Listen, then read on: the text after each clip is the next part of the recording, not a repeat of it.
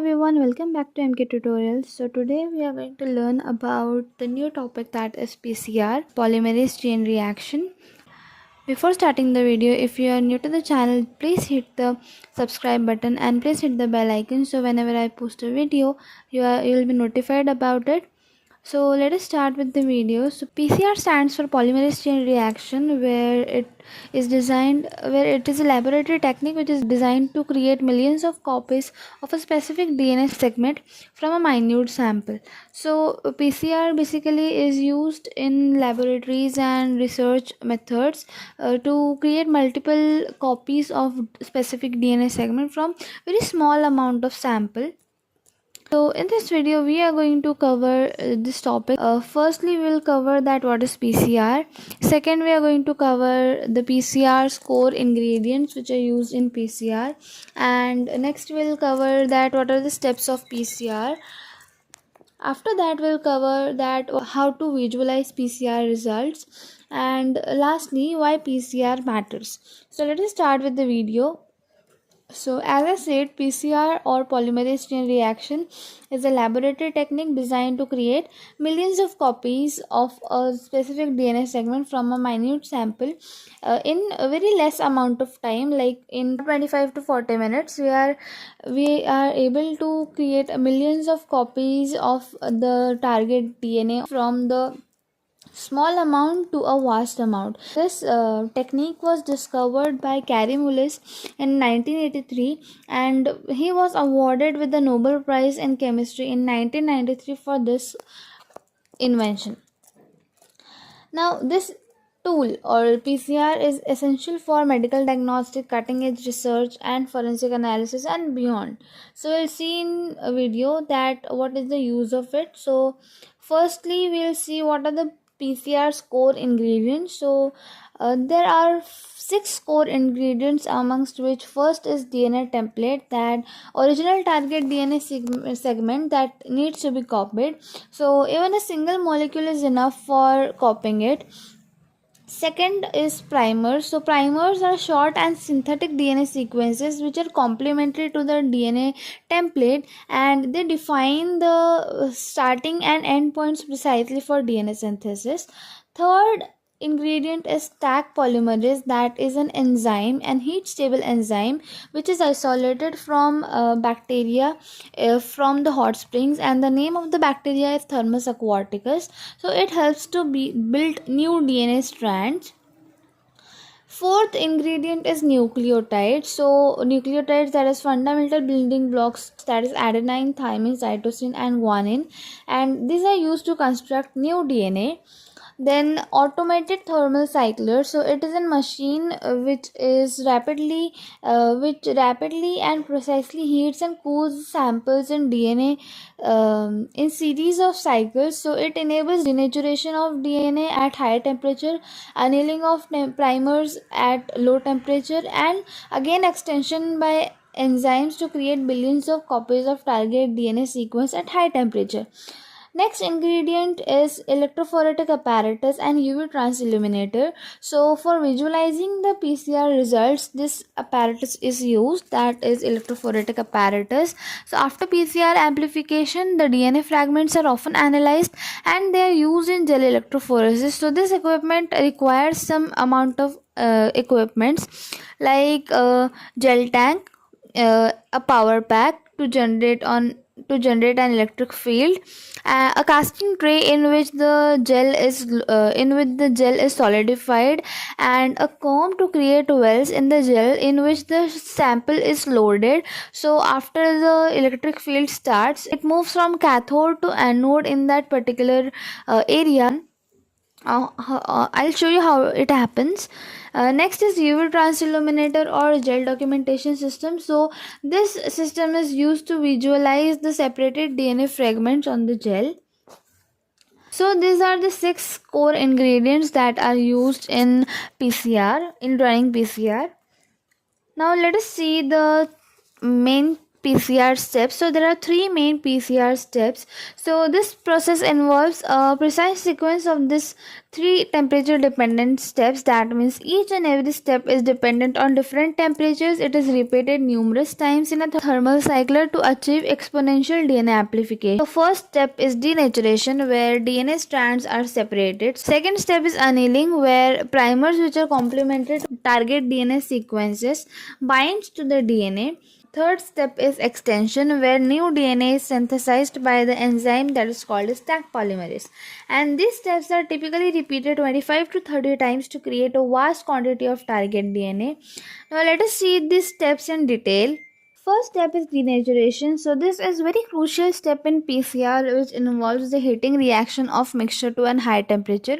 So all the ingredients are mixed with each other, like the DNA template, the primers, the enzyme, everything is mixed in with each other, and it is filled in the vial, and it is feeded in the thermal cycler, and the step starts. So DNA is heated approximately at 95 degrees Celsius for a short duration, usually 15 to 30 seconds. So this intense heat, this high amount of heat, breaks the hydrogen bonds that is present between DNA, and we are able to separate the double stranded DNA into single stranded DNA molecules.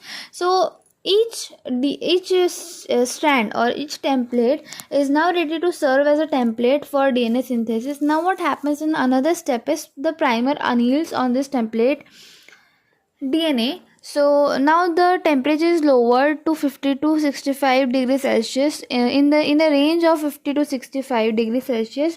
So this is an optimum temperature for a primer to anneal or to bind on the specific complementary sequences on single stranded DNA templates. Now this annealing temperature is very critical, and it must be optimized for each primer pair to ensure specific and efficient binding. If the temperature is raised above it, or if the temperature is lowered, so the primers are not able to anneal or to bind to the specific complementary sequences.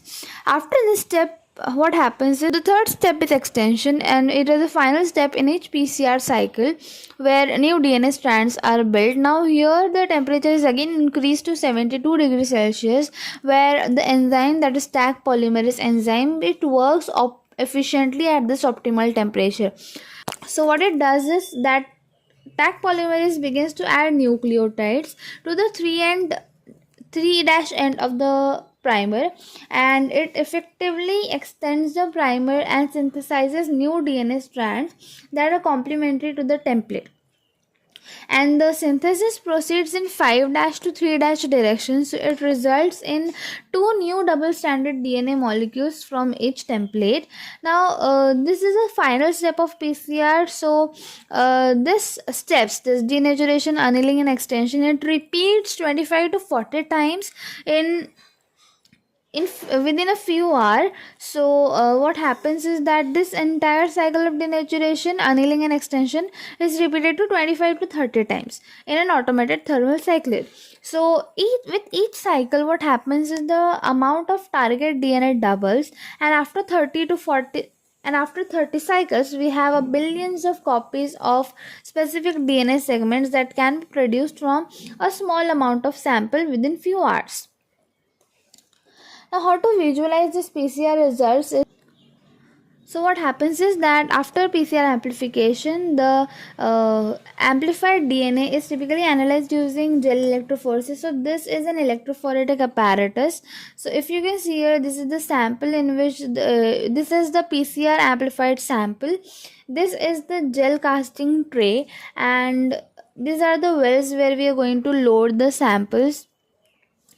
And after this, the power supply is switched on. When the power supply is switched on, what happens is the DNA sample is ready to now move. Now what happens after this electrophoresis is completed, the sample or the results looks like this. Now see, if you can see here, these are the separated DNA bands. So what happens is, as the electrophoretic apparatus starts, what happens is, from cathode to anode, the DNA is migrating from the negatively charged terminal to positively charged terminal. So after the DNA fragments are separated, now this DNA is stained with the fluorescent dye, and it is visualized under UV light, where amplified DNA appears as distinct bands, confirming successful amplification. So now, after staining it with fluorescent dye, the results looks like this. So these are the higher molecular weighted bands, and these are the lower molecular weighted bands. So as the electrophoresis runs, the after the separation, what happens is that this shorter fragments travel faster and further, separating DNA by size. Okay. Now, why PCR matters is, so PCR matters in firstly medical diagnosis. It enables rapid and accurate detection of viruses, that is, for example, COVID-19, HIV, bacteria, and other genetic disorders. Secondly, in forensic sciences, so it is very critical for DNA profiling from minute samples like hair, blood, or skin cells, aiding in criminal investigations. Next is genetic research. So it facilitates gene sequencing, cloning, and expression studies depending on our understanding of biological processes.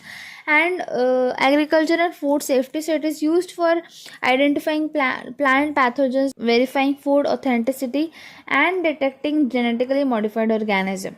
So PCR is an incredibly powerful tool that has transformed biology, making it possible to amplify and analyze DNA samples that were very small to study effectively. So we are able to make a billion of copies of it, and then we have a lots of amounts of DNA, and we are able to study it easily by the help of this PCR tool.